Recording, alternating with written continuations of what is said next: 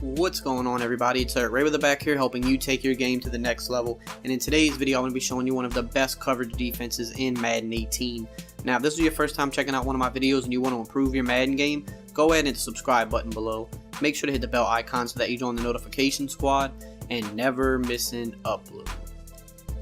So what's up, guys? Like I said, today I'm going to be showing you guys one of the best coverage defenses in Madden 18. It is out of the nickel 3-3-5 formation, which is one of the more popular formations in the game this year.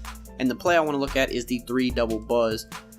Now I know I did a video on this like very early in the year. I'm pretty sure I did, at least, and I was running it different at the beginning of the year, but things obviously change as the year progresses on, and now we're all the way in June, so obviously there's different tactics and things and such. But this is one of the best coverage defenses by far. Cover 3 has become really big in the second half of the year. It was a lot of cover 4 and cover 2 earlier in the year, but now cover 3 is really just becoming the big thing to play right now, especially in weekend league and in mud.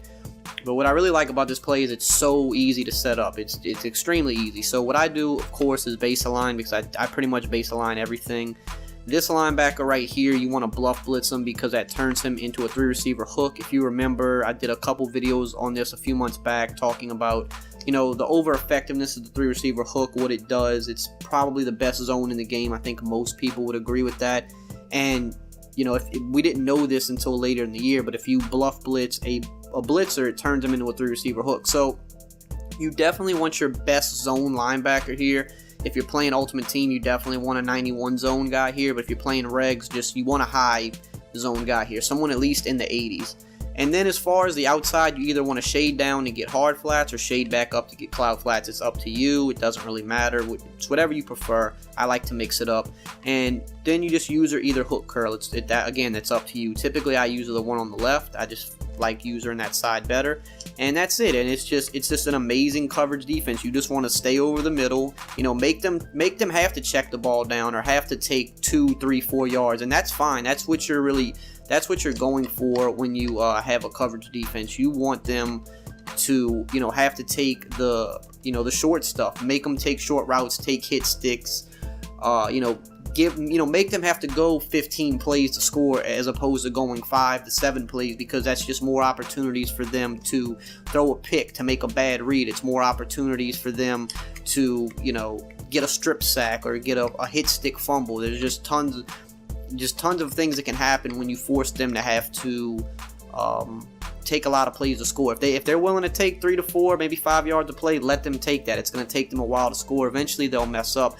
But as you can see, you got 8 guys in coverage, and there's just not much open. Like, where are you going to go? And pretty decent block sheds, as you see, for only rushing 3 guys. And then obviously imagine in Ultimate Team, where you have ridiculous pass rushers at this point of the year.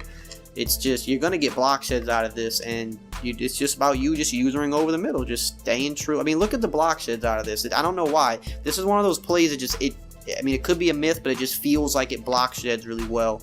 Like I said, it could just be a feeling, but I've noticed running this in game that it does seem like the block sheds are a little bit better on this play than on your average play. Now, one other thing to keep in mind is one-play touchdowns can happen. So if you're playing people that like to throw one-play touchdowns, you might want to invert the outside coverage and put them in a deep half, like so that you don't get one-play touchdown. Like if you're playing against bunch, you're going to want to put the bunch side guy in a deep half.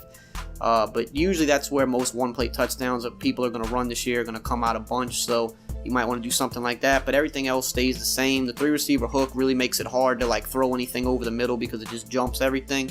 Now, I did an entire mini scheme on the 3-3-5. I just put it up on my Patreon today, actually. An entire scheme, a bunch of coverage plays. It's more of a coverage style defense, but there are some, a couple really nice blitzes in there, but also some other coverage plays, how to mix up your plays and really throw your opponent off. So this is kind of just a sample of that. I wanted to just put this one on YouTube for everybody, but if you do want to have the entire scheme breakdown, I'll have a link in the description and in the comments. You could go check it out on my Patreon page. So hope you guys enjoyed this video and found it helpful. If you did, as always, just drop a like, comment, subscribe, and I will see you guys next time.